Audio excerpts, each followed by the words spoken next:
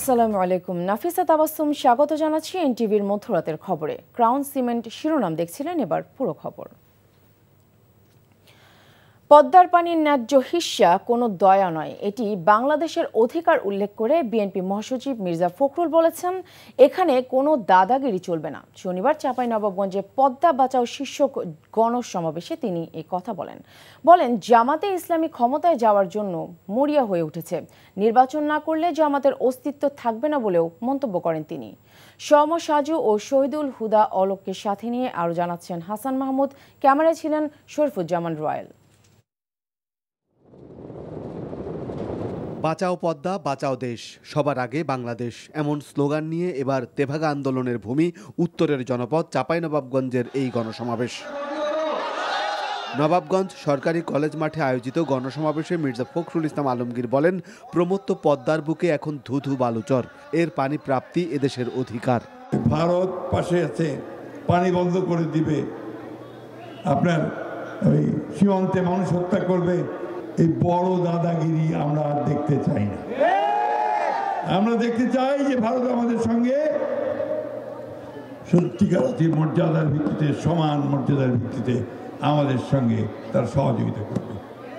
অন্যথায় ভারত কখনোই বাংলাদেশের মানুষকে বন্ধু হিসাবে পাবে না, বন্ধু পাবে। সাম্প্রতিক রাজনীতি নিয়ে মির্জা ফখরুল জামায়াতকে উদ্দেশ্য করে বলেন, যাদের 5 থেকে 6% ভোট তারা ক্ষমতায় যাওয়ার জন্য মরিয়া। কেন আজকে গোলযোগ সৃষ্টি করতেছেন? আপনারা হঠাৎ করে লাফায় উঠছেন যে ক্ষমতায় যাবেন। আপনি গত নির্বাচনের হিসাব করে দেখেন তো, কত পার্সেন্ট ভোট পাইছে জামাতে ইসলাম? 5% না, তারও বেশি, 5-6%, তাই না? রাতারাতি লাভ দিয়ে গিয়ে একেবারে 51% হয়ে যাবেন, এইটা মনে করেন না। বাংলাদেশের মানুষ আপনাদেরকে সহজে ভোট দিবে না, কারণ আপনাদেরকে তারা বিশ্বাস করে না।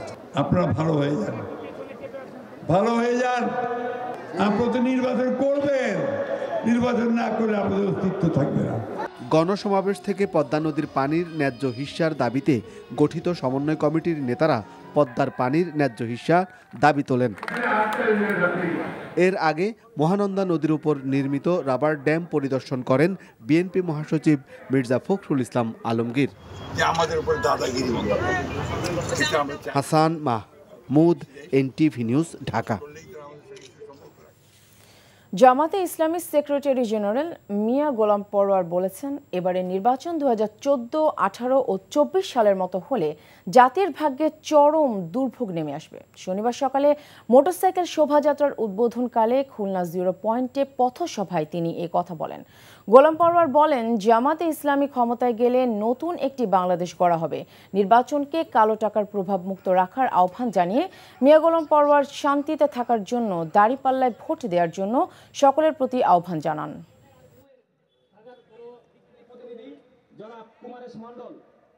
এবারের নির্বাচন যদি 14, 18, 24-এর মতো নির্বাচন হয়, জাতির ভাগ্যে দুর্ভোগ নেমে আসবে। আমরা নির্বাচনী এলাকার ভোটারদের কাছে, জনগণের কাছে মেসেজ দিতে চাই যে আমরা একটি নতুন বাংলাদেশ গড়তে চাই।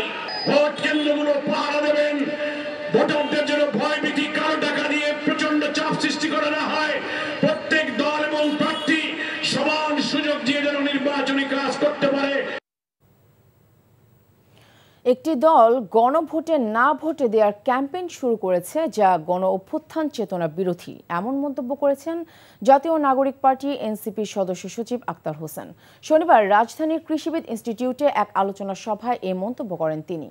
বলেন, গণভোট এবং কৃষকের আলুর ন্যায্য দাম নিশ্চিত করা দুটি সমান্তরালভাবে গুরুত্বপূর্ণ, কিন্তু দেশের বড় দুই দল পরস্পর বিপরীতমুখী অবস্থান নিয়ে দুটি বিষয়কে গৌণ করে তুলেছে। এ সময় এনসিপি সিনিয়র যুগ্ম মুখ্য সমন্বয়ক আব্দুল হান্নান মাসুদ অভিযোগ করেন, কৃষি উৎপাদনে অনেক ভর্তুকি দেওয়া হয়, কিন্তু প্রশাসনিক ব্যবস্থা ব্যবহার করে এগুলো মিয়ানমারে পাচার করা হচ্ছে। এছাড়া কৃষকদের জীবনমান উন্নয়নে তরুণ রাজনীতিবিদদের এগিয়ে আসার আহ্বান জানান দলটির সিনিয়র যুগ্ম আহ্বায়ক সামান্তা শারমিন।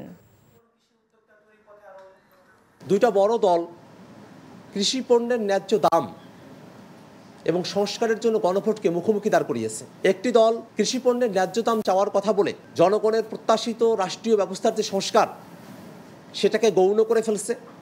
আবার আরেকটি দল আলু না গণভোট স্লোগানের মধ্য দিয়ে কৃষি পণ্যের ন্যায্য দাম যে কৃষকেরা পাচ্ছেন না সেটাকে তারা গৌণ করে ফেলছেন। নির্বাচনের 5 দিন আগে থেকে মোট 9 দিন সারা দেশে বিশেষ অভিযান চলবে বলে মন্তব্য করেছেন স্বরাষ্ট্র উপদেষ্টা অবসরপ্রাপ্ত লেফটেন্যান্ট জেনারেল মোহাম্মদ জাহাঙ্গীর আলম চৌধুরী। শনিবার দুপুরে পটুয়াখালী সার্কিট হাউসে সাংবাদিকদের সাথে মত বিনিময়কালে স্বরাষ্ট্র উপদেষ্টা আরও বলেন, নির্বাচনের আগে 5 দিন, ভোটের দিন এবং ভোটের পর আরও 3 দিন, মোট 9 দিন বিশেষ আইনশৃঙ্খলা রক্ষাকারী বাহিনী মাঠে থাকবে। পরে পটুয়াখালী পুলিশ লাইন্স ও কোস্টগার্ড স্টেশন পরিদর্শন করেন তিনি। এরপর শনিবার সন্ধ্যায় কুয়াকাটা সমুদ্র সৈকত সংলগ্ন ট্যুরিজম পার্ক পরিদর্শন শেষে স্বরাষ্ট্র উপদেষ্টা বলেন, সবাই সহযোগিতা করলে আগামী নির্বাচন সুষ্ঠু হবে। 9 দিনের জন্য আইন শৃঙ্খলা বাহিনী মাঠে নামবে। ইলেকশনের আগে হচ্ছে 5 দিন, ইলেকশনের দিন একটা 6 দিন, আর পরে ইলেকশনের পরে 3 দিন। এটা অবশ্য নির্ভর করে ইলেকশন কমিশনের উপর, তাদের সাথে আলোচনা করছি, বাট আমরা প্রপোজাল দিচ্ছি 9 দিনের জন্য। ইলেকশনের আগে যে 5 দিন, সেই দিনটা একটা বড় ধরনের কার্যক্রম চলবে। বিএনপির জাতীয় স্থায়ী কমিটির সদস্য সালাউদ্দিন আহমেদ বলেছেন, আগামী নির্বাচনে রাষ্ট্র ক্ষমতার দায়িত্ব জনগণ দলটিকে দিলে ও আলেম সমাজ সহযোগিতা করলে কাদিয়ানী সম্প্রদায়ের বিষয়ে সংসদে আলোচনার মাধ্যমে সিদ্ধান্ত গ্রহণ করা হবে। আর জামাতে ইসলামীর সহকারী সেক্রেটারি জেনারেল মাওলানা রফিকুল ইসলাম খান বলেছেন, কাদিয়ানীদের অমুসলিম ঘোষণার বিষয়ে কারও কোনো দ্বিমত নেই। ইফতেখার রেজার রিপোর্ট। রাজধানীর সোহরাওয়ার্দী উদ্যানে সম্মিলিত খতমে নবুয়ত পরিষদের উদ্যোগে আয়োজিত আন্তর্জাতিক খতমে নবুয়ত মহাসম্মেলন অনুষ্ঠিত হয়। সম্মেলনে যোগ দেয় দেশ বিদেশের আলেম সমাজ ও দেশের রাজনৈতিক দলগুলোর প্রতিনিধিরা। রাজনৈতিক দলগুলোর পক্ষ থেকে সমাবেশে দাবির সাথে একাত্মতা পোষণ করে তারা বলেন, ক্ষমতায় গেলে আলাপ আলোচনার মাধ্যমে রাষ্ট্রীয়ভাবে দাবি বাস্তবায়ন করা হবে। এদেশের জনগণ যদি আমাদেরকে মহব্বত করে দায়িত্ব দেয়, যদি আপনারা সবাই সহযোগিতা করেন, একসাথে থাকেন, তাহলে আপনাদের এখানে আজকে যে সমস্ত দাবি দেওয়া আছে, আমরা সকল দাবি দেওয়া কানুনি সকল ব্যবস্থা জাতীয় সংসদে আলাপ আলোচনার মাধ্যমে গ্রহণ করা হবে ইনশাআল্লাহ। আমরা যদি এই বাংলাদেশে জনগণ যদি আমাদেরকে নির্বাচিত করে, এই বাংলাদেশে আগামী দিনে অমুসলিম কাদিয়ানীরা অমুসলিম ঘোষিত হবে ইনশাআল্লাহ। এ সময় মঞ্চে আগত বক্তারা কাদিয়ানী সম্প্রদায়কে অমুসলিম ঘোষণার দাবি জানান। কাদিয়ানীদের অমুসলিম ঘোষণার দাবি আদায় করার জন্য যদি প্রয়োজন হয় আবার 5 মের মতো ঢাকা অবরোধ করতে হবে। যাদের ট্যাক্স আর ভ্যাটের টাকায় সরকারের মন্ত্রীদের গাড়ির পেট্রোল জ্বলে, সে মুসলমানদের মৌলিক দাবি আদায় না করা হয়, যে সংবিধানে সেই সংবিধানও মানি না, সনদও মানি না। এরপর আন্তর্জাতিক খতমে নবুয়ত মহাসম্মেলন থেকে ঘোষণাপত্র পাঠ করা হয় এবং হেফাজতে ইসলামের আমির মহিবুল্লাহ বাবুনগরীর পক্ষে তার লিখিত বক্তব্য পাঠ করে শোনানো হয়। সাংবিধানিক উপায়ে আমাদের আন্দোলন অব্যাহত রাখবো। আর আন্তর্জাতিক আলেমরা বিশ্বে মুসলিম ভ্রাতৃত্ব ছড়িয়ে দিয়ে একতাবদ্ধ থাকার বার্তা দেন।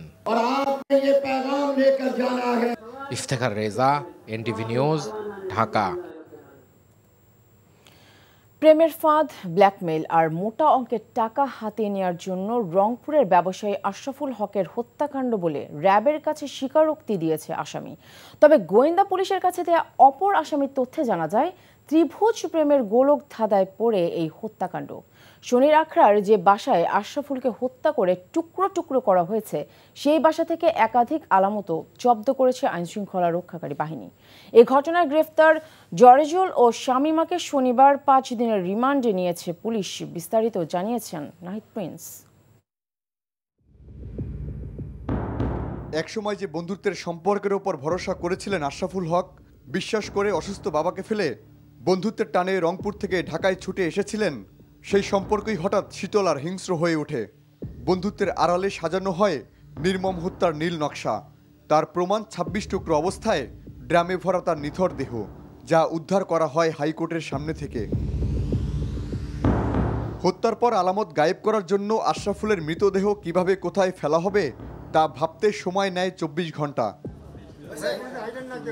ডিএমপি মিডিয়া সেন্টারে সংবাদ সম্মেলনে ডিবির অতিরিক্ত কমিশনার শফিকুল ইসলাম জানান, গ্রেপ্তারের পর নিহতের বন্ধু জরেজুলের মুখেই বেরিয়ে আসে এই নৃশংস ঘটনার বিস্তারিত।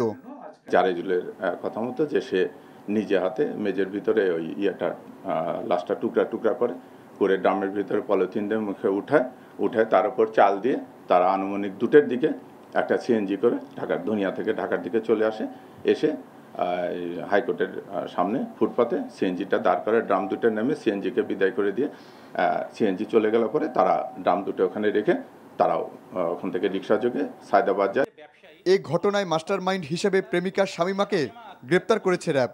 তার কাছ থেকে উদ্ধার করা হয়েছে হত্যায় ব্যবহৃত গুরুত্বপূর্ণ আলামত। জরেজ এক পর্যায়ে অতিরিক্ত ইয়াবা সেবন করে উত্তেজিত হয়ে অচেতন থাকা ভিকটিম আশরাফকে হাতুড়ি দিয়ে এলোপাথারি পেটাতে থাকে।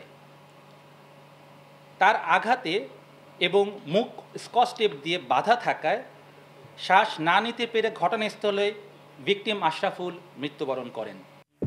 র্যাব জানায় 2 সন্তানের জননী এবং সৌদি প্রবাসীর স্ত্রী শামীমার সঙ্গে বিবাহ বহির্ভূত সম্পর্ক ছিল জরেজুলের। সেই সূত্রেই পরিচয় হয় আশরাফুলের সঙ্গে। প্রেমের ফাঁদে ফেলে পরিকল্পিতভাবে হত্যা করা হয় আশরাফুলকে। শামীমা এখানে 3 লক্ষ টাকা পাওয়ার কথা ছিল এবং জরেজ এই 10 লক্ষ টাকা 7 লক্ষ টাকা পাওয়ার কথা ছিল। Nahid Prince, NTV news, Dhaka. রাজশাহীতে পুলিশ হেফাজতে চিকিৎসাধীন বিচারকের ছেলে হত্যার আসামির বক্তব্য প্রচারের সুযোগ করে দেয় রাজপাড়া থানার এক এসআই ও 3 কনস্টেবলকে সাময়িক বরখাস্ত করা হয়েছে। শনিবার বিকেলে আরএমপি কমিশনার মোহাম্মদ আবু সুফিয়ান তাদের সাময়িক বরখাস্ত করেন। এরই মধ্যে তাদের থানা থেকে প্রত্যাহার করে পুলিশ লাইন্সে সংযুক্ত করা হয়েছে। এদিকে পুলিশ হেফাজতে থাকা আসামির বক্তব্য প্রচারের সুযোগ করে দেয় মহানগর পুলিশ কমিশনার মোহাম্মদ আবু সুফিয়ানকে আদালতে তলব করা হয়েছে। আগামী 19 নভেম্বর পুলিশ কমিশনারকে সশরীরে আদালতে হাজির হয়ে এই বিষয়ে ব্যাখ্যা দিতে বলা হয়েছে। আর বিচারক আব্দুর রহমানের ছেলে তাওসিফ রহমান সুমন হত্যা মামলার আসামি লিমন মিয়াকে 5 দিনের রিমান্ডে পাঠিয়েছে আদালত। অন্যদিকে বিচারকের সন্তানকে খুনের ঘটনার প্রতিবাদে ও নিরাপত্তার দাবিতে রোববার দেশজুড়ে কলম বিরতি কর্মসূচি প্রত্যাহার করে কালো ব্যাজ ধারণ করবেন বিচারক। দল থেকে মনোনয়ন পাওয়ার পর সারা দেশে গণসংযোগ শুরু করেছেন বিএনপি ও জামাতে ইসলামীর প্রার্থীরা। নাটোর সদর উপজেলার বিভিন্ন স্থানে গণসংযোগ ও নির্বাচনী উঠান বৈঠক করেছেন নাটোর 2 আসনের প্রার্থী রুহুল কুদ্দুস তালুকদার দুলু।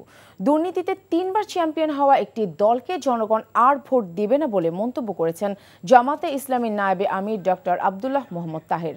কুমিল্লার এক সমাবেশে তিনি এ কথা বলেন। 2500 উপজেলার শহীদ মঞ্জুর স্টেডিয়ামে নির্বাচনী সমাবেশ করেছেন নারায়ণগঞ্জ 2 আসনের বিএনপির প্রার্থী নজরুল ইসলাম আজাদ। নোয়াখালী 5 কোম্পানিগঞ্জ কবিরহাট সংসদীয় আসনে বিএনপি মনোনীত প্রার্থী ফখরুল ইসলামের সমর্থনে নির্বাচনী সমাবেশ অনুষ্ঠিত হয়েছে। চট্টগ্রামের ফটিকছড়ি আসনে বিএনপির প্রার্থী পরিবর্তনের দাবিতে নানা কর্মসূচি পালন করেছে বিএনপি ও এর সহযোগী সংগঠনের একাংশের নেতাকর্মীরা। আর 8 আসনে জামাতের প্রার্থী ডক্টর আবু নাসের এর সমর্থনে সমাবেশ অনুষ্ঠিত হয়েছে। মোংলায় জামাতে ইসলামীর ওলামা সম্মেলনে উপস্থিত ছিলেন বাগেরহাট 3 আসনের প্রার্থী মাওলানা শেখ আব্দুল ওয়াদুদ।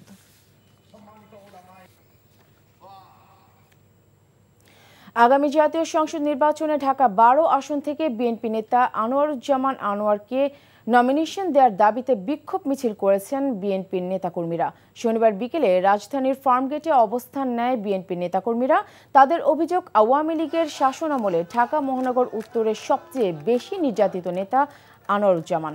ক্ষমতায় থাকাকালীন আওয়ামী লীগ সরকার বিনা অপরাধে তার বিরুদ্ধে 180টিরও বেশি মামলা দেয় বলে জানান নেতাকর্মীরা। এ সময় নেতাকর্মীরা বলেন, বিএনপি থেকে আনোয়ারুজ্জামান মনোনয়ন পেলে নির্বাচিত হয়ে ঢাকা 12 আসন সন্ত্রাস ও চাঁদাবাজ মুক্ত করবেন। অবস্থান কর্মসূচি শেষে ফার্মগেট, তেজগাঁও এবং ঢাকা 12 এর আশপাশের এলাকায় মিছিলের মাধ্যমে কর্মসূচি শেষ হয়।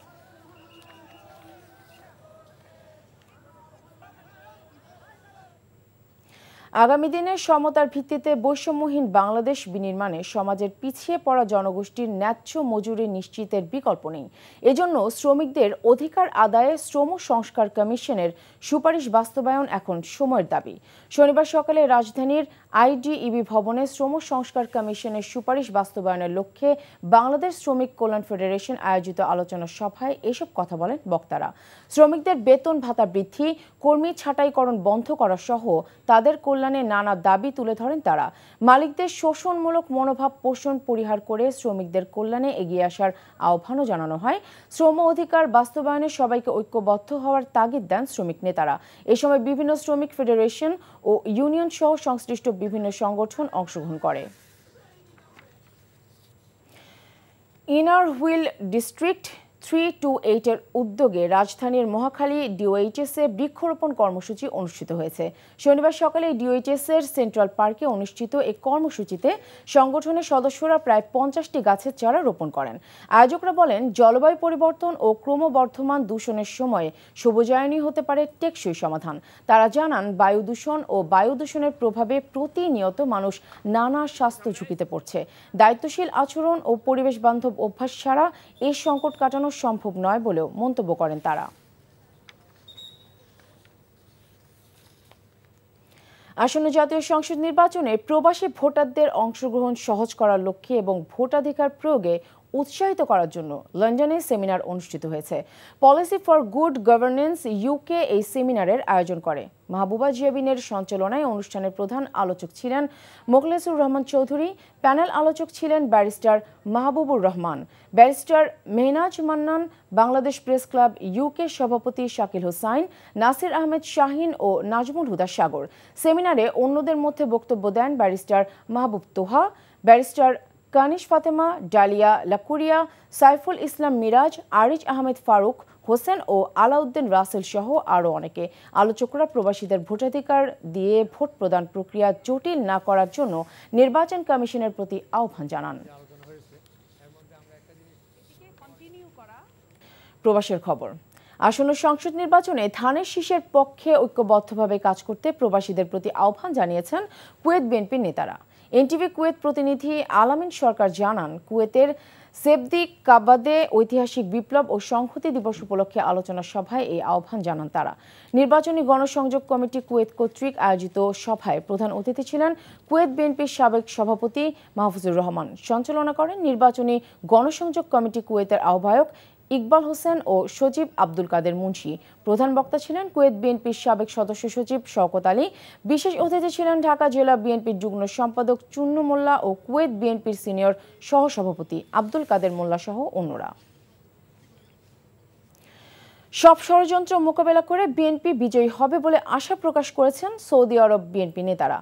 এনটিভি সৌদি আরব প্রতিনিধি জানান, রিয়াদে স্থানীয় একটি কমিউনিটি সেন্টারের সমাবেশে এ আহ্বান জানান তারা। কুমিল্লা দক্ষিণ জেলা শ্রমিক দলের আহ্বায়ক কমিটির সদস্য মিজানুর রহমানের নেতৃত্বে সভায় কুমিল্লা 6 আসনে আমিনুর রশিদ ইয়াসিনকে ধানের শীর্ষে মনোনয়ন দেওয়ার দাবি জানান কুমিল্লা জেলা প্রবাসী বিএনপি নেতাকর্মীরা। এতে উপস্থিত ছিলেন সোহেল মনির, মাহবুব আসিফ, ফারুক লিটন সহ অন্যরা। সমাবেশে বিগত 17 বছরে আমিনুর রশিদ ইয়াসিনের ত্যাগকে মূল্যায়ন করার আহ্বান জানান তার সমর্থকরা। প্রবাসীদের পাঠানো রেমিটেন্সের রিজার্ভ পুনরায় 30 বিলিয়নে পৌঁছেছে বলে জানিয়েছেন সৌদি আরব কমিউনিটির নেতৃবৃন্দ। জেদ্দা প্রতিনিধি মাসুদ সেলিম জানান, জেদ্দায় ইশারা খামসা এসরিনে বাংলাদেশি মালিকানাধীন বিসমিল্লাহ রেস্টুরেন্টের উদ্বোধনী অনুষ্ঠানে এই কথা বলেন তারা। প্রতিষ্ঠানটির স্বত্বাধিকারী নোয়াখালীর সন্তান মোহাম্মদ মিজানুর রহমান। এ সময় উপস্থিত ছিলেন মাহবুব হাসান শান্ত, নুরুজ্জামান মুন্না, জুয়েল আহমেদ, জামাল উদ্দিন, আরিফুল ইসলাম সহ স্থানীয় নাগরিক ও প্রবাসী বাংলাদেশিরা। তারা বলেন, প্রতিষ্ঠানটিতে কর্মসংস্থান হওয়া বাংলাদেশিরা দেশে রেমিটেন্স পাঠাচ্ছেন। এই ছিল মধ্যরাতের খবরে। এই খবরের ভিডিও সহ আপডেট জানতে ভিজিট করুন এনটিভি অনলাইন www.ntvbd.com। এছাড়াও এনটিভির জনপ্রিয় সব অনুষ্ঠান ও খবরের আপডেট জানতে ভিজিট করুন আমাদের ইউটিউব ও ভেরিফাইড ফেসবুক পেজ। ধন্যবাদ সবাইকে।